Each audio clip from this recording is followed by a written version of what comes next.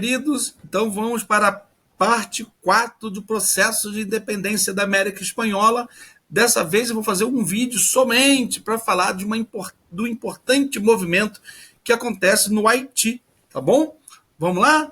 Vamos ver a independência do Haiti, que inclusive vai influenciar muito aí a revolta dos malês, né? Porque a elite colonial brasileira fica muito preocupada com o negro se rebelando. Vamos ver isso aí. Vamos lá nos slides. Vamos para os slides, que é ali que a gente se resolve, não é verdade? Então, a sequência aí do vídeo 4, América Espanhola, parte 4, tá bem? Então, vamos falar um pouquinho do Haiti, tá bom? 1804, a independência, muito, muito bacana. Os movimentos aí que são iniciados por um grande líder, né? O Toussaint de Louverture e o Jean-Jacques Dessalines. Muito bacana. Vamos lá. Então, aqui é o mapinha. Na verdade, isso aqui, deixa eu mostrar para vocês aqui. Aqui é no Caribe, naquela região do Caribe, tá? E essa ilha inteira aí, ela era conhecida como Ilha de Hispaniola, tá bom? Espanhola. Bom, depois dos espanhóis, até por uma devoção ao São Domingos, vai criar a Ilha de São Domingos. A Ilha de São Domingos, enfim, tá? E com o passar do tempo, preste atenção, os franceses acabam entrando nessa parte oeste aqui, né? Nessa parte oeste, inclusive vai gerar alguns conflitos com a Espanha, e eles acabam fazendo um tratado e resolvendo o seguinte: a parte oeste vai ser uma possessão francesa, a parte leste vai continuar sendo o que sempre foi, da Espanha, tá? E ali vai ser, hoje em dia, a parte oeste vai ser conhecido como o Haiti. E na parte leste, República Dominicana, isso nas configurações atuais, tá bom? Embora os dois lados chamavam-se São Domingos, embora lá no lado francês vai usar o mesmo nome, porque os dois são devotos de São Domingos, não mudaram isso, são Saint-Domingues, né, que é na parte francesa, tá bom, querido? Então, isso aqui é uma configuração atual. Hoje, essa ilha de Espanhola, lá no passado, ela ficou dividida. Um lado é a República Dominicana, o outro é o Haiti. Tá bom? Então, vamos ver um pouquinho isso. No final do século XVIII, a região que era correspondente atualmente ao Haiti era colonizada pelos franceses, conhecida como São Domingos. Tá? Apenas muda o nome porque eles ficam pelo francês, tá bom? Pela expressão francesa. A presença francesa ocorreu de maneira gradativa a partir do século XVI, quando a região, ainda conhecida como Espanhola e sob posse dos espanhóis, passou a ser ocupada por corsários. São piratas a serviço do rei da França, que usava a ilha como refúgio, tá bom? A independência, vamos falar um pouquinho agora da independência. O Haiti é uma colônia francesa, aquela parte francesa ali, tá bom? Localizada no Caribe, era nada mais, nada menos do que o maior produtor e exportador de açúcar do mundo. E tem também ali uma presença de afrodescendentes muito grande. Lembrando que eles vão colocar ali o sistema de plantation, né, da grande propriedade, uma elite colonial branca dominando, tá bom? E baseada na grande propriedade para o mercado externo. E a França, ela vai ganhar muita grana com esse tipo de negócio aí, tá bom? A colônia, que se baseava no sistema de plantation escravista, era muito rica e também exportava algodão e rum. Quando eu falar sobre a independência dos Estados Unidos, eu vou falar do comércio triangular, inclusive, eles pegam rum aí, tá bom? Os escravos africanos presentes na região eram submetidos a uma exploração acentuada, visto que o trabalho era exaustivo, os castigos eram intensos, né? Uma grande brutalidade, né, do trabalho forçado, né? Aí também. Então vamos falar um pouquinho. Então, até 1789, a Saint-Domingue, aí já está na palavra francesa, tá bom? Era a mais rica das colônias francesas, produzindo 40% do açúcar do mundo. O monopólio, ou seja, controle, era administrado por 40 mil colonos franceses a serviço da metrópole. Então, vai rolar aquele famoso pacto colonial aí, né? Os escravos, contudo, representavam 500 mil de pessoas e eram brutalmente maltratados. Enfrentavam os problemas como escassez de alimentos, tinham uma elevada taxa de mortalidade, estavam expostos às doenças, né? A gente falou da gripe, falamos da varíola. O açúcar produzido nas fazendas localizadas no Caribe era a base para a construção de muitas das riquezas de algumas das nações mais importantes da Europa, além também de ser a base de fornecimento para boa parte do mundo conhecido na época. pois a partir de 1730 que os franceses dominavam a região de Saint-Domingue começaram a implantar um complexo eficiente de sistema de irrigação para aumentar a produção de açúcar e começou a ganhar muito lucro, né, com esse aí, tá? E a partir de 1758, os fazendeiros, né, que pertencentes à elite colonial, sabiam que estava em menor número frente aos escravos africanos, começavam a aprovar uma quantidade considerável de leis para garantir que seus direitos prevalecessem sempre frente aos outros grupos de pessoas. Esse camarada aí, que é um grande líder, ele que vai iniciar o movimento de separação, é um negro, tá bom? O Toussaint de Louverture, porque lembrando que aqui foi uma colônia francesa, então a língua predominante é o francês e os dialetos locais também, tá bom? Mas o francês, lá nessa parte do Haiti, eles falam o francês, tá bem? Sob a liderança de comandantes negros alfabetizados e de comandantes mulatos, as forças escravas acabaram por espremer as forças dos colonos brancos. Eu só vou colocar esses mulatos aqui em aspas, porque isso aqui é um termo tão pejorativo, tá bom? Mulato é cor de mula, tá bom? Bem, e como isso aqui foi escrito por brasileiro, né? Então ele vai reproduzir aqui uma expressão pejorativa, né? É mestiço, o correto falar, tá bom? E aí mulatos, porque realmente existiu essa expressão, a gente coloca em aspas para poder saber que isso aqui é cor de mula, né? Que é o branco com o negro, então mulato, cor de mula, tá bom? E como foi escrito isso aqui por brasileiro, então é assim que se refere aos mestiços. As forças escravas acabaram por espremer as forças dos colonos brancos, tendo como um dos líderes mais importantes o comandante negro Toussaint Louverture. Louverture, se fala, né? Louverture. Era um filho de escravos domésticos, sempre se mostrou um verdadeiro autodidata, estudando e aprendendo praticamente tudo que fez, né? Então ele vai liderar esse movimento, tá bom? Vários outros nomes vão surgir, né, nesse processo de revolução haitiana. Nesta batalha, com liderança do Jean-Jacques Dessalines, a força rebelde derrotaram os franceses em 1º de janeiro de 1904. Bom, então o Dessalines ele vai declarar a independência dos Estados Unidos, do Haiti, ok? Agora, o legal é o seguinte, gente, que até o Dessalines ele assumir esse comando aí, até então foi tudo organizado pelo Louverture, tá bom?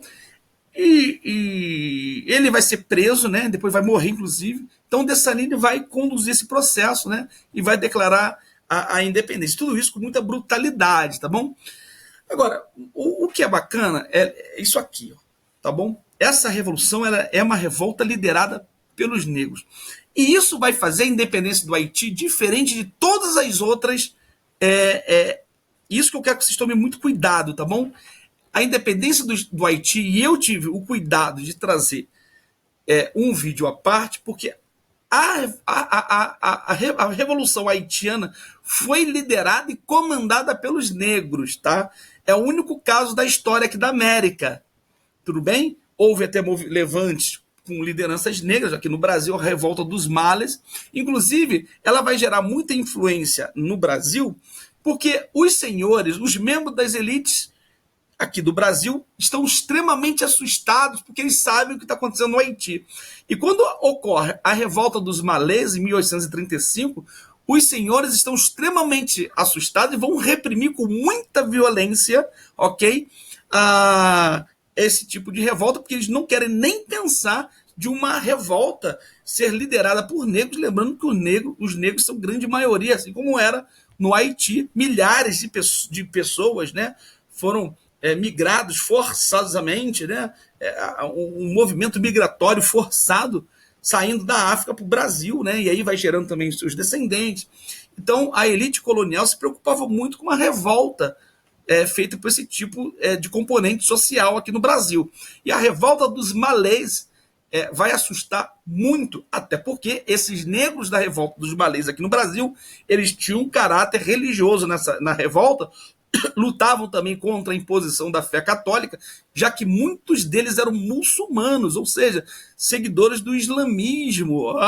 Se caiu alguma coisa na prova falando dos malês e o islamismo, pode marcar que está batendo realmente negros que tinham conhecimento da religião islâmica. Agora você imagina, o camarada é escravo e também membro do islamismo aqui no Brasil, o que ia rolar, né?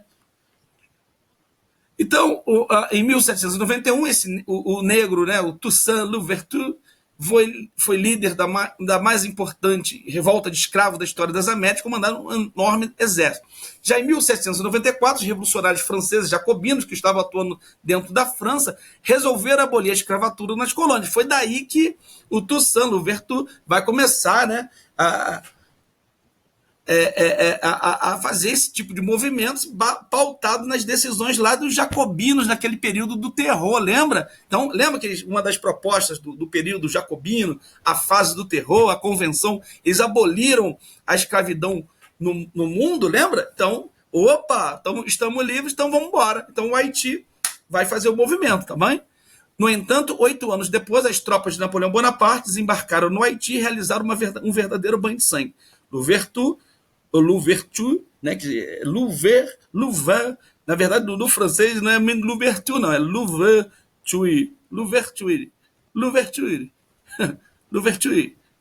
Com esse E no final não se pronuncia, tá bom? Fica um sonzinho mais ou menos assim.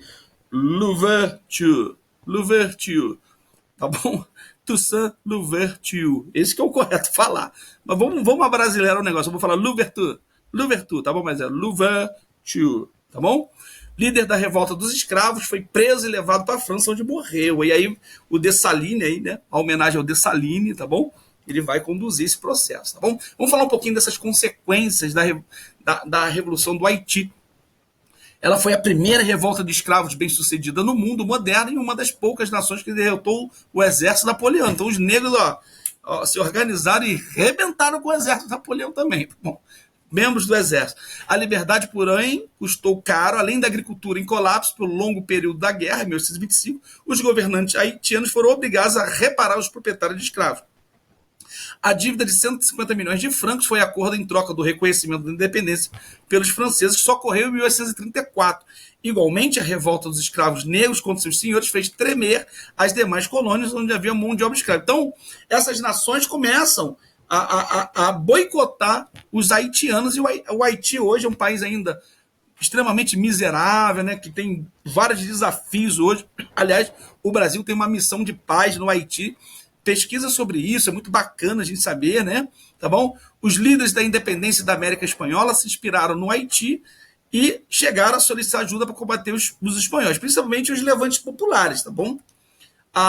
No Brasil, a revolta dos malês foi inspirada pelos feitos haitianos. Dos 40 mil soldados franceses, somente 8 mil voltaram para casa. Olha só.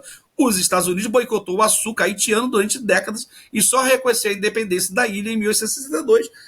Por que boicotou? Porque nos Estados Unidos você tem também negros, né? Então, os Estados Unidos têm pavor, né, que isso leve esse tema lá para dentro do país deles. Os negros fizeram questões raciais, enfim, tem várias situações nos Estados Unidos, até hoje, né? Não pode esquecer.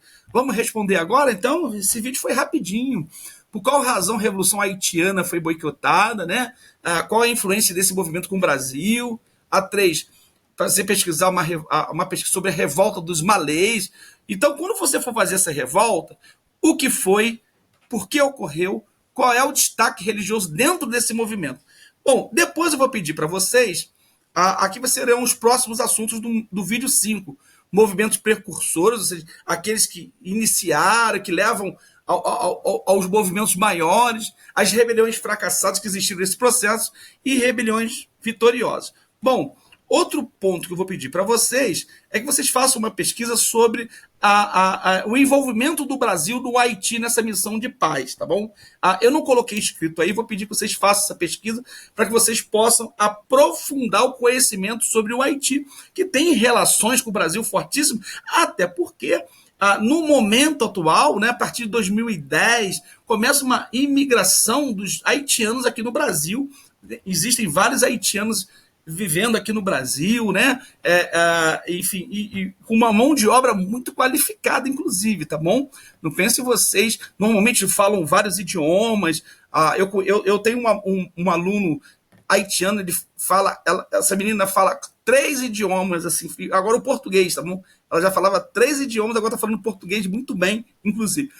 Então existe essa questão de um processo imigratório para o Brasil também, de haitianos fugindo daquela vida miserável que tem. É lógico que existem pessoas ricas lá também, lógico, né? Uma elite, isso é fato. Mas foi um país aí castigado por várias questões, terremotos, guerras civis internas, ditaduras. E o Brasil, inclusive, foi lá mediar esse conflito, tá bom? A missão de paz brasileira no Haiti que nos enche de orgulho. Tudo bom? Um abraço e espero vocês aí nas respostas. Um abraço.